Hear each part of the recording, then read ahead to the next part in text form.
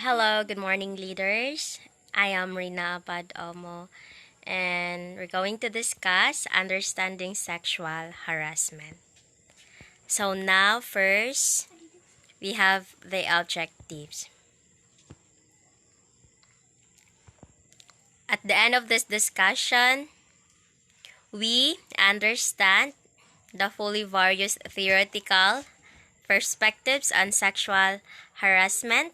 Second one is distinguish the various theoretical perspective on sexual harassment from each other. And last is to understand the laws of the Philippines on sexual harassment in the academy and the workplace. So first, what is sexual harassment? So, when we say sexual harassment, it is unwelcome sexual advances. So, yan yung mga di dapat gawin. Pero, gina, gina, try gani nila og buhat. So, haras na kanila, something ana. So, gina-request or demands made by a government employee or official in a work-related training or educational environment. So, now we proceed to Anti-Sexual Harassment Act of 1995 in the Philippines. So, this defined work, educational, or training-related sexual harassment as any act where an individual with authority or influence demands or requests sexual favors from another regardless or acceptance. So right now, we're going to discuss the five widely accepted theories of sexual harassment.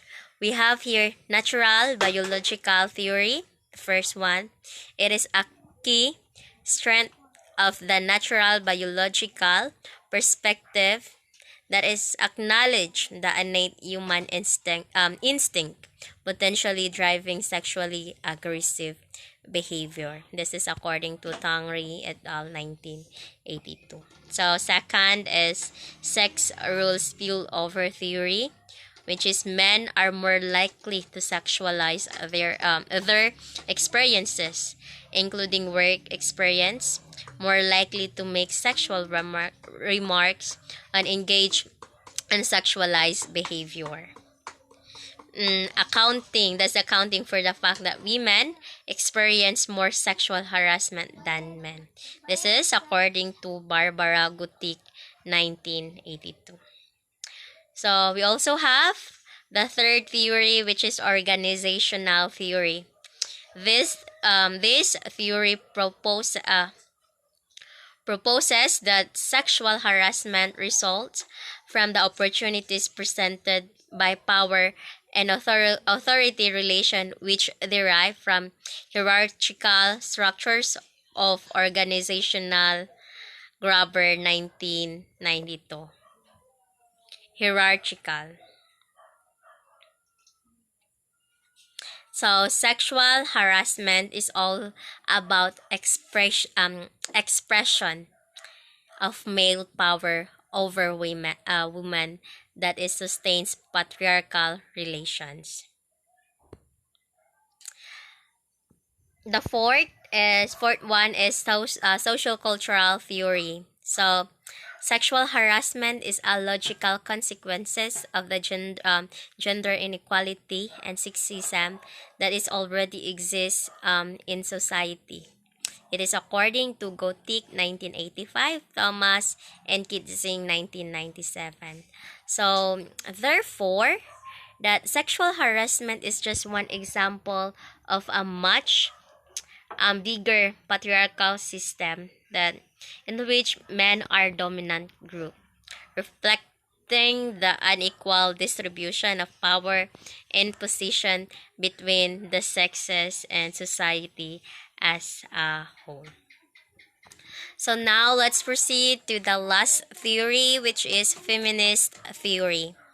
So this sexual harassment exists because of the views of a woman as an inferior sex, but also sexual harassment serve as to maintain the already existing gender stratification by emphasizing sex role expectation. This is according to Gutik 1985.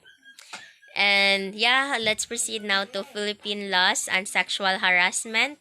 This is according to Republic Act number 7877, RA number 7877, or the Anti-Sexual Harassment Act of 1995, RA 7877.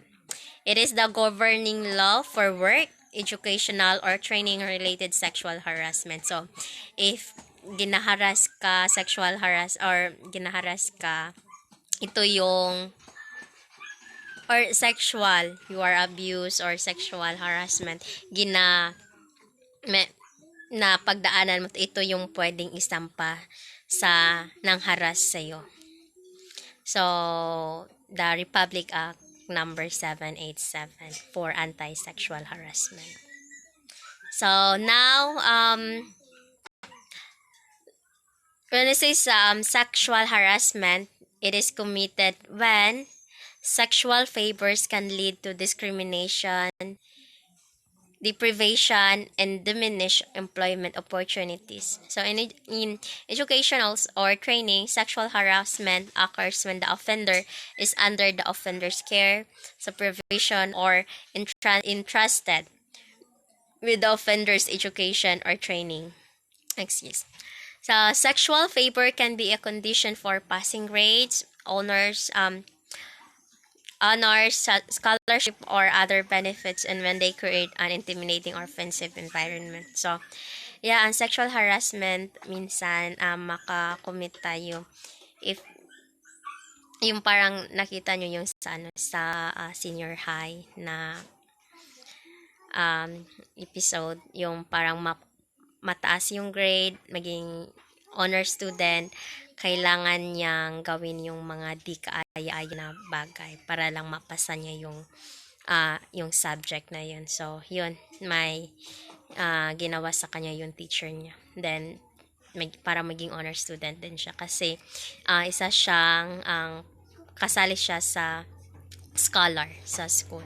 So, yan yung isa sa naging sexual harassment that will be cause na makakommit ka. So, minsan pursue ka na ganito, gawin mo tong mga ganitong bagay para lang para sa grade mo. So, yun. And the second is sexual harassment in the civil service. So, this one, sexual harassment in the civil service is punishable by Civil Service Commission number 01-0940. So, also known as Administrative Disciplinary Rules on Sexual Harassment Cases. So, it can occur in workplace, schools, social function, travel, official conference, and via phone, fax, or electronic mail. So, lastly, sexual harassment can be committed through physical, verbal, and non-verbal means, including malicious, touching, overt advances, lewd gestures, requests for favors, lurid remarks, and use of objects or craft. So, that's all for today, and this is the report for sexual or the understanding sexual harassment. Hope you have a great day. Thank you and God bless.